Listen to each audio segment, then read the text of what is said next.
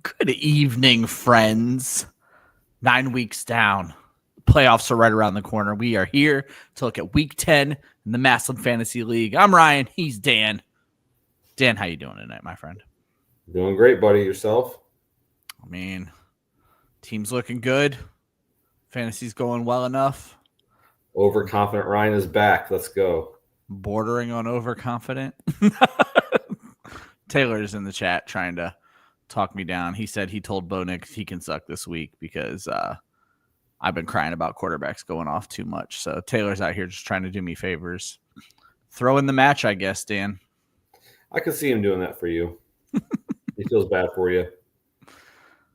Dan, it was an interesting week 9. The league, it didn't go the way any of us thought we were going to go. I had 4 picks right. You and Darren had 3 picks right. Wasn't a great week. When I look at the lessons learned, I think the first lesson we have to talk about, and this one's going to hit home for you, is start everybody against the Bengals. What the hell is that defense, my friend? That's a bunch of guys just don't care, man. Yeah, it's rough. Little behind the scenes stuff. Just because I'm a Bengals fan, I know this. Like some of the reporters went in to ask the defensive players after the game, like what happened. And I guess some of them just kind of laughed and said, "I'll talk to you tomorrow," and walked away. Like literally laughed. Like, wow. I'm not talking to you. Did I hear? I may have the player wrong, but was it Chase Brown who essentially was like the offense did their job, like at the end of the game or something? Yeah, like there's still a few more choice words in there. Like he went off. I think Jamar Chase, not as much as Chase Brown, but kind of echoed his sentiments. Yeah, it was rough, man. It's rough. Yeah.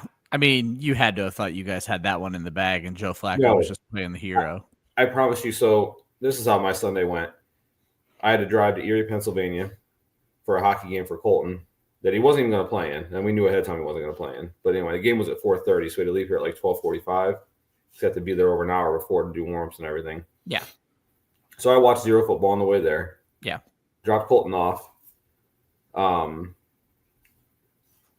Walked in the building, just kind of had my phone on, watching a little bit of Red Zone as I walked in. A couple other of the parents were doing the same. I'm like, oh man, look at the Bengals just scored. I'm like, yeah, there's 50 seconds left. They already lost. It's over. They had to score 20 seconds or less in order to win that game. And then everybody had a good laugh when I was right.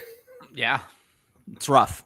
Dan, my second lesson kind of took a sour note because this lesson was supposed to be about the deal of the century you got on Brock Bowers. But my question to you is, did what he did on Thursday night just 48 hours ago soften any of your what I imagine had to have been happiness after Sunday? I mean, obviously it was nice to get more out of him on Thursday, but I didn't have super high expectations on Thursday. I hate Thursday night games to begin with. You just never know what players are going to be like after playing 3 days before. Denver's defense is good. It's on the road. Yeah. Honestly, when I saw that the weather conditions were going to be super windy, I honestly thought about not even playing him just because I didn't trust Geno Smith. Yeah. Turns out I would have been the correct play there, but it, he comes up scoring 40, you can't really bench him. Well, I was just going to say. That's something like Taylor would do. You cannot bench a guy who just dropped a 40 bomb at tight end. That's just not how this goes. And then, Dan, my last lesson learned on the week, and we'll give you some time for some lessons of your own if you have any, and then talk playoffs. JR, Patrick Mahomes, and Jonathan Taylor all looked very mortal in a single week. I would have not expected for Mahomes, the QB1 overall, and JT, the RB1 overall, to both let JR down in the same week and give him that L. I mean, here's the thing. We can't overreact to 1 week. Now, if he goes out and scores 75 again this week, or maybe 50 this week, then he has some concerns. But as of right now, it's 1 week. Tough matchups. Pittsburgh's defense is good. Buffalo's defense is good. I'm not going to panic over that one loss for JR. All right. Well, before we talk playoffs and if he's still your champion, did you pick up anything out of week 9 that you wanted to get out into the world? Nothing we haven't really already talked about. I think I'm good. Yeah, that's kind of where I was as well. Well, Dan, I got the top 8 standings up right now. No major changes. Eric does take a loss, falling out of the playoff race for now. Well, not playoff race, but playoff standings for now. Kenny is still in the playoff standings as he continues to stack wins. And you have secured 6th place. Dan, when I went in, this is the first week. It's typically this week for me every year where I went in and do what you normally do when I looked at the rest of the season schedule. So my 6 are based on how I think people are going to play out. And Dan, I think that Terry steals Kenny's spot, but I think the other 5 are the playoff teams. So Stevie, myself, Motts, Rob P, Terry, and you. Similar. I don't have Kenny making it. I have JR in instead. So you have also Terry not making it. I'm guessing you have yourself in. Yeah, no, I have Terry out. Okay. Keep myself in. And then Dan, all disrespect due towards our good friend Rob P. After a beating like he took last week, I can't call him my champion. So I'm switching back to my original champion and giving it back to Steve Weiss. Oh, man, I could see it coming down to you and Steve. That certainly wouldn't upset me. If I have to claim a champion, I'll throw up my mouth a little bit and call it you. Oh, putting up a lot of points. My third high score of the season. Yeah, you're doing well, buddy. Let's hope we can keep it going. I cannot sustain a running back injury. When you look at my team, one of these 2 running backs goes down. I don't know too many teams that can handle a running back injury right now. I mean, like I said, with the amount of parity in the league, if somebody suffers a starting injury right now, they're done. They're done because like Stevie's the only one that has enough wins that I think he'll be okay to still make the playoffs. But if you take a big running back loss, if Christian McCaffrey goes down this weekend, I'm done. I don't see you making the playoffs. Yep. The question will be if someone gets hurt in the 1:00 games, how do we see trades scrambling? Because Dan, I have the spot in the show sheet for Let's Talk Trades. There were no trades between last week's show and this week's show. However, I will remind the few people from the league who watch, trade deadline is the exact end of the game on Monday Night Football. If it is not accepted by the time the clock's hit 0, the trade will not go through. I mean, we can talk about Kenny right now, putting all those guys on the trade block. Is Kenny mailing it in? Is Kenny? I don't think you're going to – I mean, is he looking for another Jonathan Taylor trade with Jamar Chase? Is he trying to turn Jamar Chase into 3 average players? And I'll tell you what I think Kenny did. I think Kenny did the same experiment that you and I did and looked at the rest of his season. Dan, I don't have Kenny winning another game this season. I have him stuck at 5 when I did my projections. Oh, wow. So I think Kenny did the same thought experiment and said, might as well stack these draft picks now while my team's overachieving. Kenny is one of the last people to ever be like, you know what, this ain't my year. He is very much I'm going to win this all. I'm busting balls right now. It would be a huge mistake, I think, for Kenny to sell. First of all, I feel like the league is open enough. We've talked about the parity in the league enough. Kenny is sitting at 5 wins, and Kenny has a chance to shut Taylor's mouth and become the second back-to-back champion just after Taylor did it. To me, you can't punt if you're in that position, or at least I couldn't. Well, there's that, but I also think in this league, everybody's still pretty much in it, except for a few teams at the very bottom. Yeah. I don't think there's enough sellers left to make – I don't expect a lot of trades to happen this weekend. Yeah, it'll be interesting, and I no longer have to approve them. So someone just looks at it and is like, you know what, I got no chance. After on like Monday night and be like, okay, what can I get? Yeah. Like they're taking the loss this week, and it's just not looking pretty. Yeah, I think there'll be a lot of looking in the mirror on Monday. After all the Sunday games are done, you got the Monday night game, and someone will be needing to make decisions because I know we've scrambled to get deals done at halftime before, so we'll see if anything like that happens this year. Dan, let's get into week 10. As I mentioned before, not a great prediction week last week. I went 4-3. You went 3-4. Darren went 3-4. The one pick that we were laughing about, the Horvath versus Taylor, you did get that one right. So that was a good one on your part. when I say laughing about, we kind of made it like that was the point of contention. That's all I meant by that. Yeah. I think I'm 3-0 in point of contention matches this year. I would say you were definitely 3-0 in point of contention matchups because you called that one Thursday night flip, which I did not have the courage to call. So I would say you were absolutely right about that. Dan, as we look, me versus Taylor first. 6 wins on my side, 4 wins on Taylor's side. I'm fighting for a bye week. Taylor's fighting for a playoff spot. And notoriously, if you've paid attention to the chat, Taylor's quarterback gave him a big old dud on Thursday night. 3 points, 2.8 points out of Brock Bowers, giving me a 24-point favorite heading into the weekend. Dan, what do you see going down in this one? I'm struggling with this one. I'm still, even with those 2 points. Wow. I just think that Justin Herbert's going to struggle against Pittsburgh. I mean, you've been predicting Justin Herbert's downfall 5 consecutive weeks and been right once. So, been right once, huh? Not been Justin Herbert. He has done better. I'll give him his credit. Actually, if you're saying 5 consecutive weeks, I've been right twice. Okay. I'll give him the last 3 weeks. I was just busting balls, but I'll take it. I'll give you the last 3 weeks. He's been on fire. So, looking at that and seeing how much on fire he's been, I'll go ahead and take you for the win. Then, thanks for talking me out of that. Well, I'm definitely taking myself as a win, and I was not very torn on this matchup at all. James Cook versus Christian McCaffrey could easily be a wash. I'm mildly concerned. James Cook carried an injury tag the whole week. It's obviously gone now. Same exact situation with DeAndre Swift. I don't know what Taylor's going to get out of his running backs. And I feel like my wide receivers can wash Taylor's wide receivers. Devontae Adams is continuing to play well, even with Puka Nacua back on the field.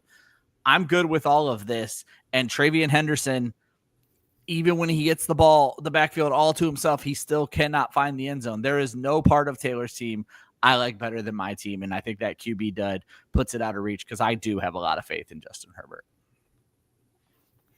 I like that Taylor's starting the Steelers defense. If Herbert has a bad game. I did put that in my notes. Thank you. I'm glad. If Pittsburgh somehow cooks Los Angeles, he could flip this thing on its head. That's absolutely right. Come on, Taylor's calling his shot right now. He said TJ Watt, 3 sacks, Pittsburgh defense, 2 picks and a defensive touchdown. He said Justin Herbert is actually scoring all of his points for him. So Taylor in the chat talking that shit. I'm gonna tell you how this is gonna go. After Sunday, Taylor's going to be up 13 points with A.J. Brown going Monday night for you. That's how Taylor's seasons went. Taylor's the Monday night guy. So that's going to be a close game. I think it's going to be closer than what you think. I'll be interested to see if you're right. You tend to do right on these point of contention ones, and it sounds like this might be the point of contention one. Hey, Greg set a lineup. So it's Greg versus Eric. Greg sitting at 2 wins. Eric sitting at 5 wins. He only set a lineup so far this year against Taylor and you. Congratulations. So, Dan, him setting the lineup doesn't matter. Eric takes this one down. I do think it might be closer than last week where Greg got doubled up by Darren's team. I actually don't hate Greg's team when he sets a lineup. It's a rough season that is going to merit some conversation at the end of this season. Sleeper right now, hilariously, only has Greg winning this by 1 singular point, and that is because Greg only got 4 points out of Cortland Sutton on Thursday night. I have Greg winning it, but I do say it could be a close matchup. I'm sorry, I have Eric winning it, and I do think it could be a close matchup. I'm going to take Eric as well. Okay. And it's Eric. I think I said that they had Greg favorite. It's Eric they have favorite, so yeah. By 1 point. I knew what you meant. Yeah, I just got to clarify it for the people. I know you're drunk. It's okay. Always. The comeback kids, truly that. Kenny sitting at 5 wins right now, taking on Rob P. Also at 5 wins. Definite playoff implications here, Dan. I think this winning streak for Kenny comes to a crushing end. I like every single side of Rob P's matchup here. Every player down the line, I like it better on Rob P's side. I like it by a lot. I think this is a huge blowout win for Rob P, crushing Kenny. I agree. I think this game will be over pretty quickly. Yeah, I mean, you have Lamar Jackson taking on a leaky Minnesota defense. Quinshon Judkins coming off of a bye against a Jets team that just doesn't care anymore. Jahmyr Gibbs against Washington, and Mika Ibuka coming out fully healthy as the number one target for Baker Mayfield. I mean, literally every part of this matchup just favors Rob P's side of things. I love Houston against Jacksonville this week on defense. So Yeah. It's just it's a great one. And Sleeper agrees with us, has Rob P projected to win that one by almost 40 points. Terry against Darren. Darren picks up his first win of the season last week, but Darren was not happy with how that win went down. Does Darren get his first legitimate win? Terry sitting at 4 wins right now. Darren sitting at 1. They go into this game 15-14. Ashton Genty did a decent night for Terry, getting him 13 fantasy points. But unfortunately, Max Crosby only got him about 3. Meanwhile, Darren's IDP goes off 14 fantasy points for Nick Bonito. How do you see this one going, Dan? Sleeper has 14 points Terry's way. I'd like to see Darren get another win here, finish off Terry's season, but unfortunately, I think Terry's going to get the win. There's just a couple of spots that Terry's just going to blow him away. Henry versus Corum. Said, unfortunately, Terry's going to get the win. Yeah. Listen, this is the playoffs on the line, man. Terry's sitting right there at 4-5. I just want him to just nail it in. Terry, make some trades. I'll take some of those players off your hands, Terry. You're not going to keep next year. There you go. So I have this one as actually close. I do have Terry winning. Terry just feels like the stronger team at RB2, wide receiver 2, and flex. Obviously, very crucial positions. I love what we're getting from Darren here. Darren is a guiding light for bad teams in this league. Darren is hustling. He's making trades. I wonder, and I doubt Darren's watching live right now, and I'm sure he'll send me a text with his answer later because I know he always watches the show. But Dan, how do you feel? Jackson Dart feels like a revelation. And I'm wondering if there's any regret in acquiring Jaden Daniels when you see how well Jackson Dart is playing. Absolutely. I think we kind of talked about this a couple of weeks ago that we were debating start Jackson Dart or somebody else. I can't remember who the other person was. I vaguely remember. Jackson Dart has been much better of a player than I ever thought he would be. I was shocked the Giants took him when they did. Thought it was a wasted draft pick. Just did not see him playing this well. But no, he looks like a keeper to me.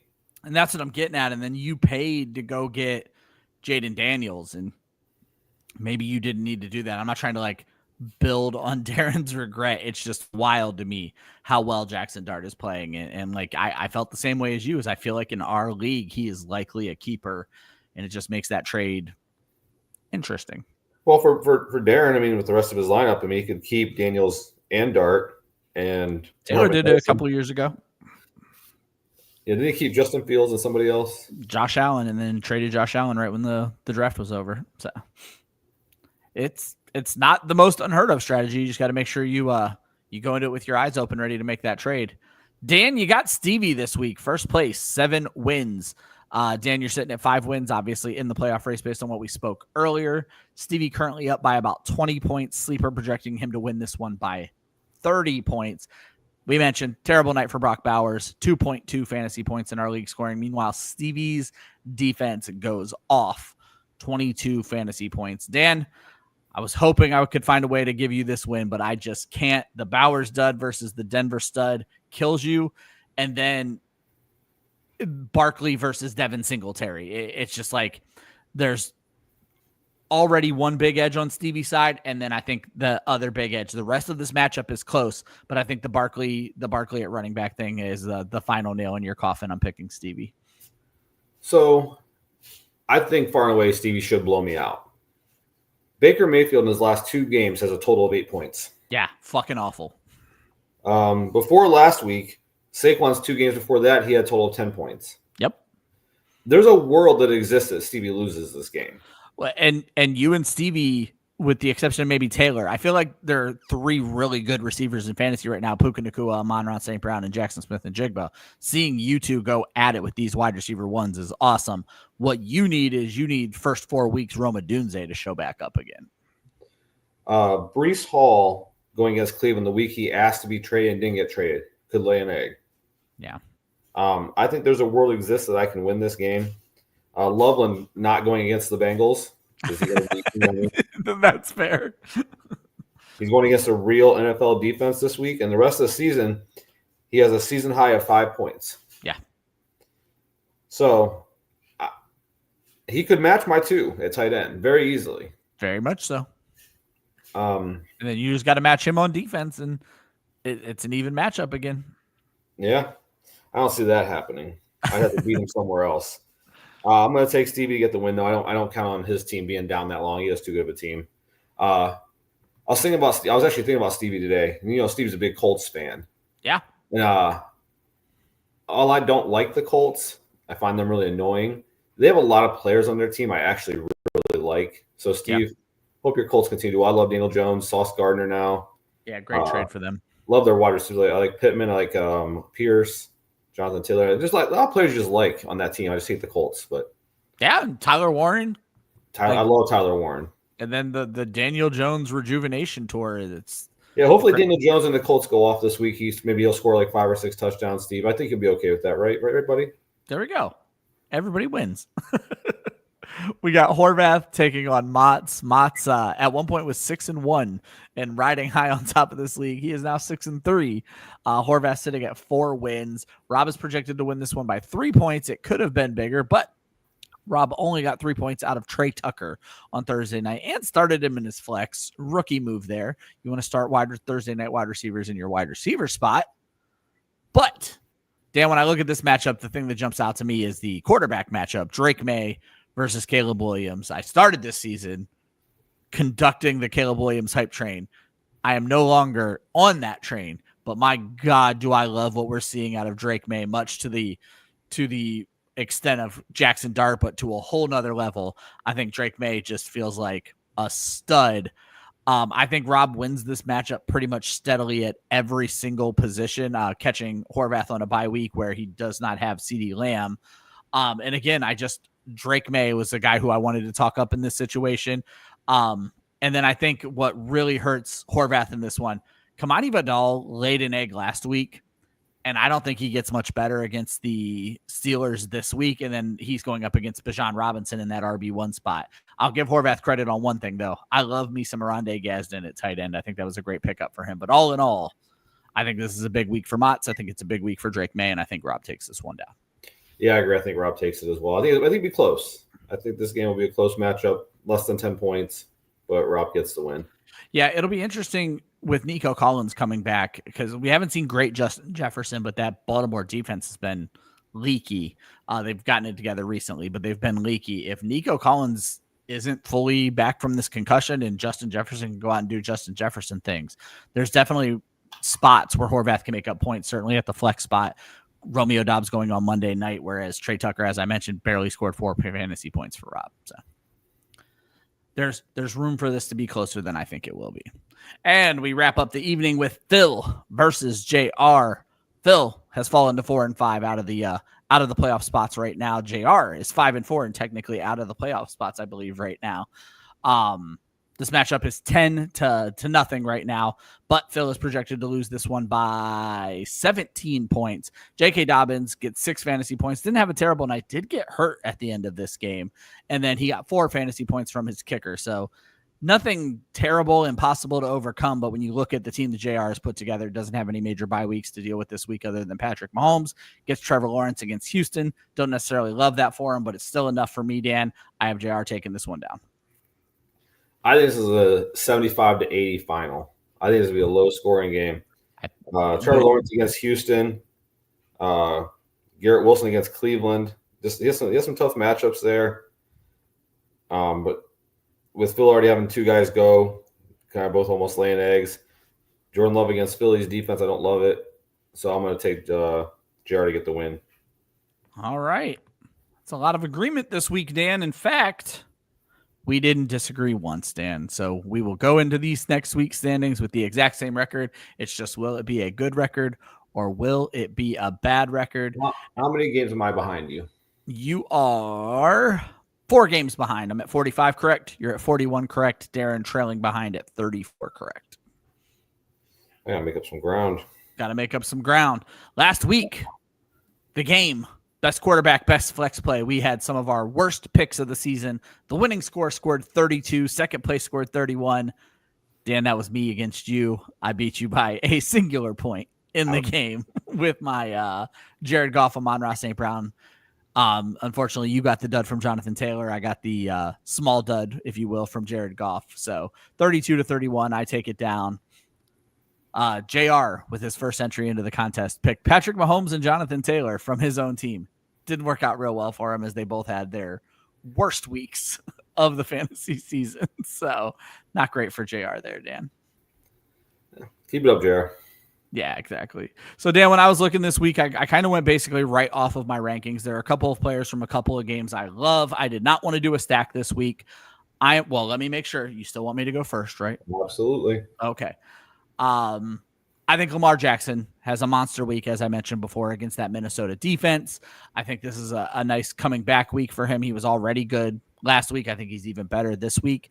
And then I'm actually going to double up for the second week in a row and take Amon-Ra St. Brown. That Washington secondary is one of the worst in the NFL. I think Amon-Ra absolutely feasts this week. Lamar Jackson, Amon-Ra St. Brown.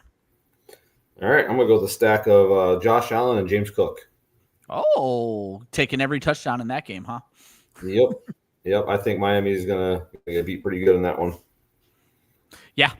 I don't disagree, and I've always joked that if you're ever betting touchdowns in the Buffalo game, put all your money on Josh Allen and James Cook, and you're going to come out ahead far more than you're going to come out behind. Hopefully some nice touchdown passes to James Cook, and I can double up on those points too. There you go. Or a Josh Allen touchdown pass to himself, as you've learned, an amazing amount of points. So can make all the difference. Can make all the playoff difference. Dan, that wraps up the Week 10 episode. Full agreement on our picks. The most boring episode we've done all season long. Taylor saying you should switch your pick to him real quick so that way you know that that you're getting at least one win, because he says that I can't beat my big brother in fantasy football. You know what, Taylor? Let's do it. I'll switch my pick. I'm going with you. Are you really? I'll switch it. Taylor gets the win. Oh, my gosh. And it's putting on the line our contended picks record. Taylor, you just talked this man into sheer disaster. Dan, parting words for our friends. I'm counting on you, Taylor. Don't let me down. What's funny is my parting words are for Taylor as well. I'm going to get as close to the mic as I can get here. Taylor, I have great news. Your dad's not dead, because we found you in a trash can when you were a fucking baby. You're not even a member of this family, but I hope your new family, Taylor, I hope your new fucking family is ready to accept a loser, because that's what you are this week. Taking you down. Fuck Taylor.